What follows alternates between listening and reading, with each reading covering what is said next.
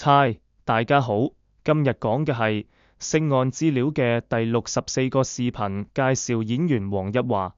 生辰資料喺維基百科下載。星盤中有個特別星格，日月甲男女宮。黃日華，1961年9月4日生，祖籍廣東惠州博羅，香港資深男演員，無線五虎將之一。1980年，佢畢業於無線電視第9期藝員訓練班並出道，早期喺上海灘等劇中擔任龍套。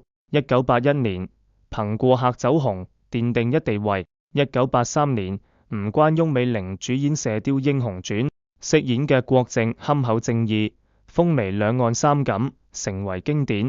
1997年，佢再演金庸武俠劇《天龍八部》，飾演嘅喬峰義薄雲天，同樣深入人心。其他代表作《隨意不容情》、刑警等，曾獲 TVB 10大經典電視人物座獎等榮譽。感情方面，佢1988年與演員梁潔華結婚，育有一女黃子晴。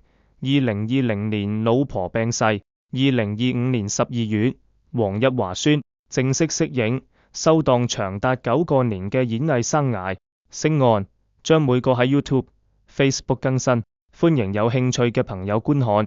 黃日華嘅視頻就講到呢度，多謝大家嘅收看。